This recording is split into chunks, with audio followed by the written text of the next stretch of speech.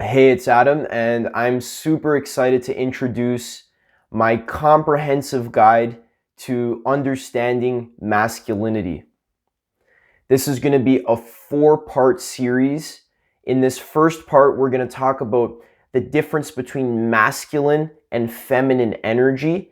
This information is so foundational and I think is essential for every single man on earth to understand if he wants to have success in his personal relationships, especially his intimate relationships, if he wants to have success in his career and in his life in general, and wants to feel grounded and fulfilled in life.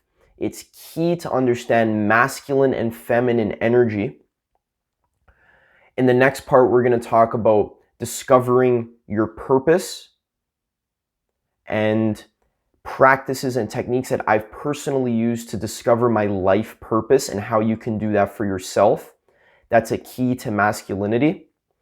Then we're going to talk about practices, actual habits that you can put into place in your life to cultivate masculine energy. And in the last part, we're going to talk about dealing with women, especially intimate relationships. So we're going to talk about this interplay between masculine and feminine energy. So in this video, we're going to be talking about the differences between masculine energy and feminine energy. And this goes really, really deep, right to the root of existence. And a lot of this information comes from David Deida, who is the absolute master of masculine energy. If you're interested in diving deeper into this topic, definitely pick up his book, The Way of the Superior Man. A lot of this information also comes from my own personal experience and insights from years of meditation practice and also psychedelic experiences. I've gotten some really deep, penetrating insights into the nature of masculine and feminine energy. And this topic has been extremely interesting to me and also extremely, extremely useful for me to orient myself in my life as a young man and to really tap into my inner masculinity so that I can embody what it means to be a superior man. So let's talk about the differences between masculine and feminine energy. Well, first of all, it's important to understand that every single human being has masculine and feminine energy in them. So every man has feminine energy and every woman has masculine energy. However, most men, about 80% of men, are predominantly masculine, whereas 80% of women are predominantly feminine. And now there's obviously exceptions. There can be men who are predominantly feminine, and there can be women who are predominantly masculine. So in this video, when I say man, I generally mean a man who is predominantly filled with masculine energy. So a lot of these points that I'm going to be listing out are going to resonate deeply with men, and the points about feminine energy are going to resonate deeply with women. So masculine and feminine energy are really at the root of all of existence, and the universe embodies itself and can be separated into masculine and feminine energy. Now, of course, these are really two parts of the same whole. There is no existential difference between masculine and feminine energy because everything is one. But like the yin-yang symbol, they are two parts of their dualities of one bigger whole. So now it's important to understand the distinctions between them before we can bring them together. So masculine energy is like empty consciousness. And I like to think of this interplayed between masculine and feminine energy as a man walking through a forest, a beautiful forest. Now, the forest, the actual forms of the forest, the actual trees, the way that they look, the colors, the sounds, the sights, the impermanent sensations, the beautiful forest, that is the feminine energy, the constant dance of the forms of life, the motion of life. Now, the masculine energy is the unmoving witness, the empty awareness, the observer, the screen that allows for the movie to be played upon it. Masculine energy is the empty awareness which allows the forms to exist. Because if there was no one walking through that forest, then that forest wouldn't exist and couldn't be appreciated. For more about this existential topic, check out my video, Is Life a Dream? The actual forest itself, the beauty of it, that's pure feminine energy. And without that, then it would just be nothingness again. So both of these energies rely on each other deeply. And now we're going to talk about qualities of masculine energy. So since masculine energy can be thought about as this empty awareness that allows for existence to exist, masculine energy is very purpose-driven, extremely purpose-driven, very single-minded.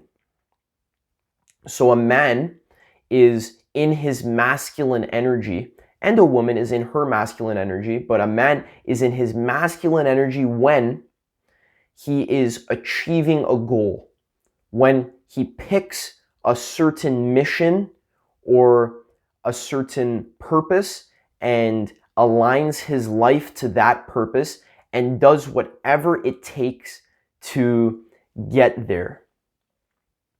So the most masculine men who are in their masculine are the ones who have a clear intent, a strong life purpose, and something that is generally super meaningful to them and that they would be willing to die for. Usually a man's deepest purpose involves penetrating the world with his loving force in such a way that he can bloom the world into bliss, and he can share his gifts with the world, his gifts of love, his gifts of wisdom, his gifts of understanding.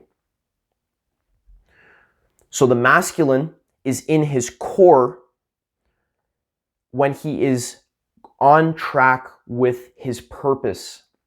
Now this gives him certain qualities. This purposefulness gives masculinity a very grounded quality.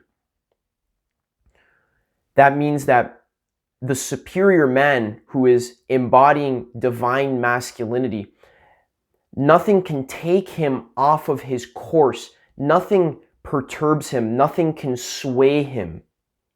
He's got the horse blinders on and he's single-mindedly moving towards his purpose, because that is what is most important for him in his life. So a beautiful woman can't distract him and move him off of his purpose, because his mission is his number one priority. And this quality is extremely attractive for women who are in their feminine, is a man that they can't move, or a man that is himself, a man who is authentically going after his desires and is not able to be swayed by temptations of the world. So masculine energy is driven. Masculine energy is decisive. This means that masculine energy makes decisions and is able to commit to one path at the exclusion of all the other paths. So literally what this means, if a man is walking with his girlfriend and they come to a fork in the road, and he looks at his woman and says, "Which way do you want to go, sweetie?" That man is giving up his masculine energy, because it is the role of the masculine energy to make decisions about which path to take, which direction to take, where to move the energy. So a man will say, "We're going left because that is what my deepest heart tells me. That's what my inner wisdom tells me, is to go left. And if we're wrong, we'll come back and then we'll go right." And that is a pure embodiment of masculine energy, is being able to make decisions and stick with them and learn from your mistakes if you're wrong. Masculine energy tends to be very critical because it makes discernments in reality. But masculine energy is very critical. "No, you did that wrong." The father figure is usually very critical of, "These are all the things that you did wrong and you suck." Because masculine energy grows from challenge, wants to be challenged always. Masculine energy lives at its edge and wants to face challenge, wants to face its innermost fear and push through. This is why men get super, super emotional when they watch a football game, because they're watching men who are in their masculine energy that are trying to overcome adversity, overcome resistance, and bust through the obstacles of the game, of the sport, into freedom and bliss. Nothing will get a man more emotional than a really, really good football game or a gladiator movie, because masculine energy is empty consciousness and craves to be free. Masculinity is independent and craves to be free from the constraints of the world, free from constraint. So even if you look at the experience of ejaculation, there's lots of tension, lots of pleasure and feelings of heavy emotion. And then once the man ejaculates, it's released into relaxation and freedom. And this basically is all that a man wants in life, is to bust through constraint, to penetrate the obstacles of the world so that he can create freedom for himself and also for the entire world.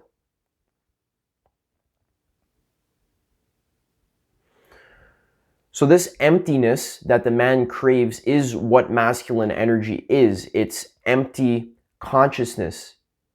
And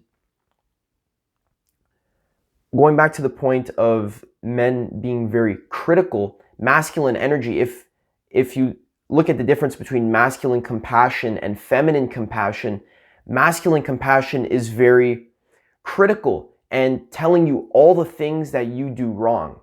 So the father figure kicking the son out of the house because he's being a bum or because he is doing something wrong in his life and he's telling him like it is, that is an embodiment of masculine energy. Whereas feminine energy, on the other hand, is very life-affirming, very compassionate. So if the son is doing something wrong, they'll go hug them, the mom will go hug them and say, there, It's okay. I still love you regardless of how you are. But the masculine energy is like, you suck and you better become stronger, you better become better, or else there's going to be a consequence. That's the epitome of masculine energy.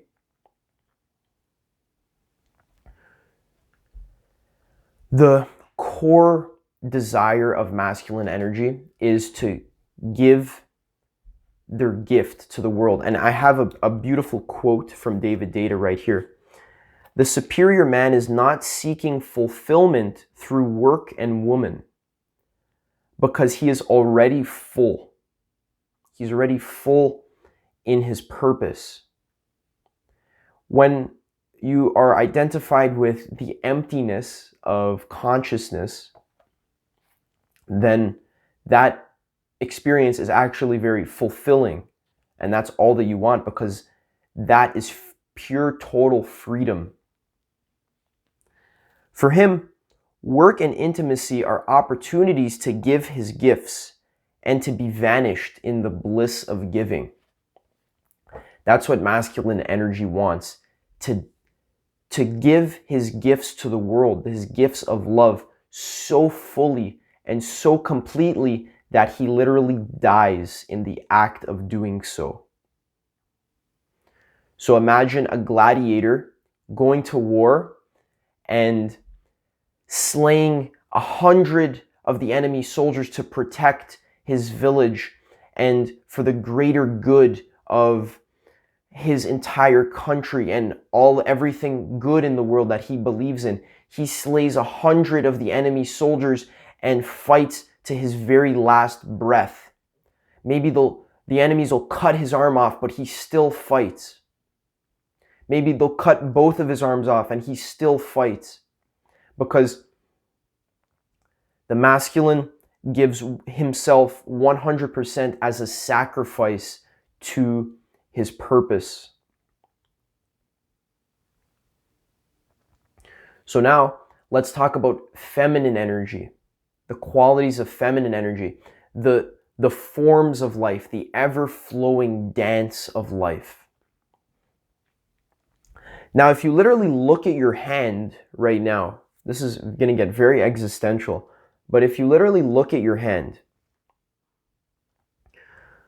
whatever you think is the one that is looking, that's the masculine energy. Notice how whoever you think is looking at your hand right now can't actually be observed in your direct experience. It's just the empty witness, the empty consciousness. That is the masculine energy. And the actual forms, the actual hand, you don't identify with your hand. You are the one observing your hand. But the actual way that the hand looks, the actual colors, the feeling, the texture, all of that, the forms, that is the feminine energy. The feminine energy is motion, whereas masculine energy is grounded and unmoving. The feminine energy is motion and moves upon the unmoving foundation, which is masculine energy. Feminine energy is pure, radiant life energy, pure beauty, pure light. The feminine is always flowing and changing, which is why women who are very identified with their feminine energy, they're very they like to flow with the moment. However they feel in that moment, they like to surrender to that feeling and completely lose themselves in the flow of the moment. So that's why women tend to get extremely emotional, whereas one moment they're extremely angry and mad, but then maybe something changes, and then the next moment they are super compassionate and loving, and then in the next moment they're really scared. That pure life energy is super attractive for a man who's identified with his masculine. And likewise, a man who is unmoving, who can deal with all of the situations of life, that is very attractive to a woman who's identified with her feminine. The feminine craves in its deepest core to be full of love. The feminine literally craves to be filled with the dance and the amazing feelings and love of life. So if you look at this sexually, because this is all sexual, the woman literally wants to be filled, whereas the man wants to be penetrating the world and his woman, the feminine literally wants to be filled with his love, wants to be filled with the love of life.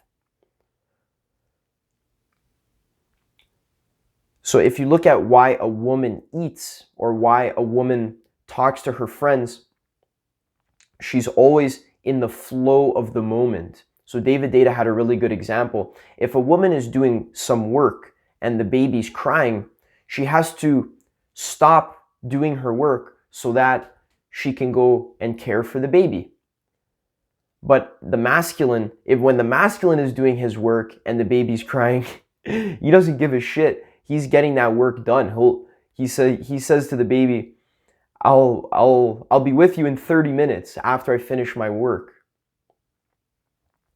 Now, that's an extreme example of pure masculine energy.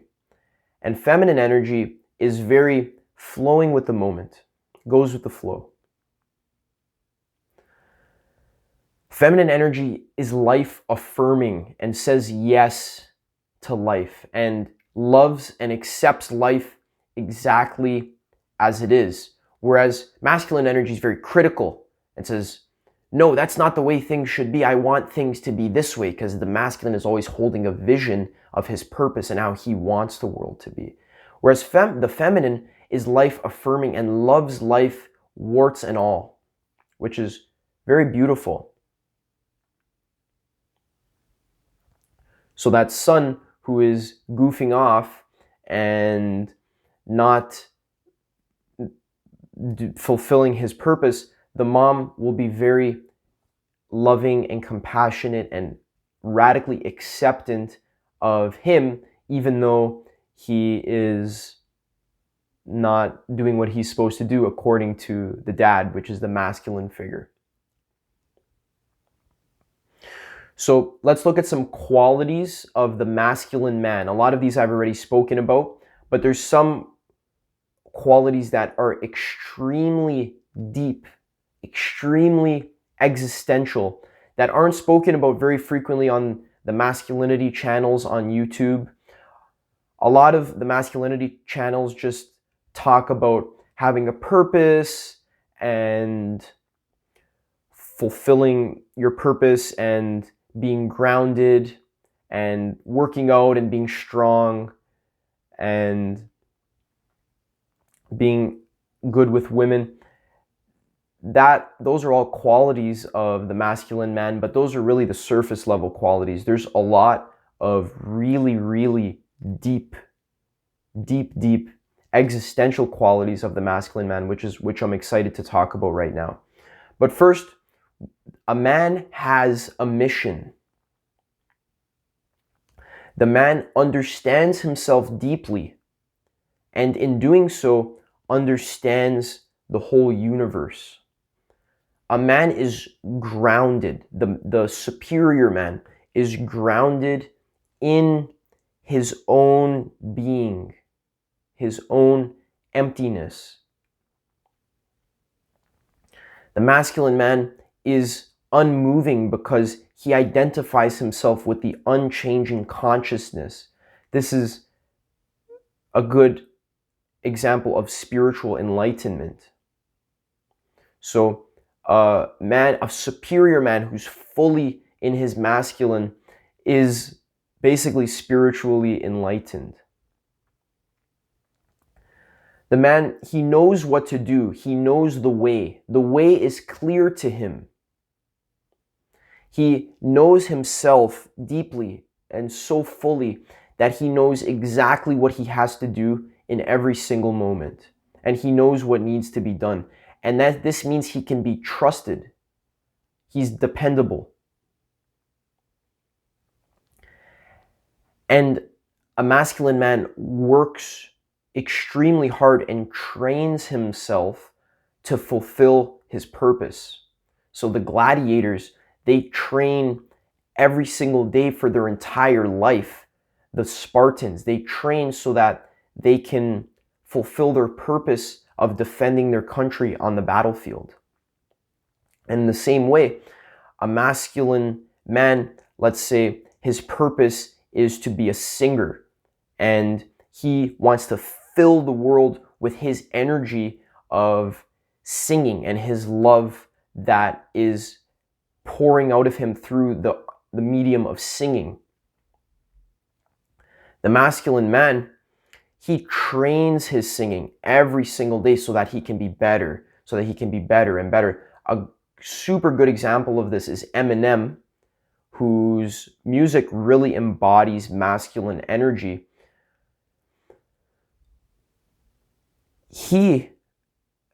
His music sucked really, really bad when he began, because just like anyone, when you begin your journey, you suck. But as he trained and continued to write rhymes, there's stories that say that Eminem used to read the dictionary. He'd stay up late nights just writing rhymes until he was able to fulfill his purpose of being the best rapper.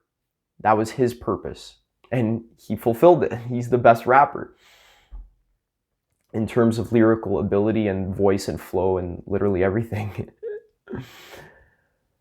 I'm super biased. I love Eminem. But back to masculinity.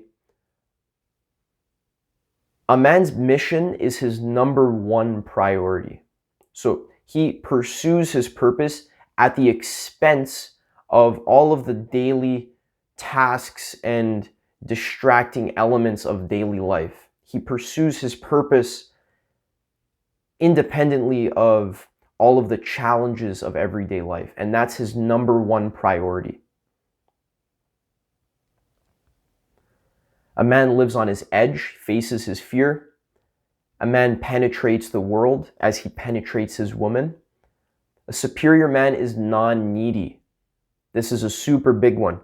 It's the woman's job to be very needy in an intimate relationship, generally meaning the woman needs support, the woman needs to be taken care of. Generally, the woman needs protection so that they can relax and be in their feminine and emanate divine radiance, which is feminine energy. But the masculine can't be needy. The masculine has to be internally grounded so that he's non-needy and that he can provide when the going gets tough, so that he can be authentic and he can be himself regardless of the external situation. A man is a pillar of strength. He is straight, not straightened. That's a great quote from Marcus Aurelius. Straight, not straightened. What that means is that he's internally grounded in himself to pursue his authentic desires. And this makes him a pillar, a strong pillar that is unmovable. A man is a killer, and he's willing to take lives. Figuratively, obviously he's not a murderer or a killer, and he's not harming other people or the world, but figuratively he's willing to do whatever it takes. He's willing to do literally anything to fulfill his purpose, to fulfill his mission. Now, a conscious man obviously isn't going to be stepping all over people and killing people literally, but that's the dark side of masculinity and still something that the superior man is in touch with. A man is a leader. This is a big one. This is a really, really big one. Since the man knows the way, he knows the proper way for his own life, he guides other people into that way. So me personally, I know that pursuing material wealth at the expense of spiritual wealth is not the best.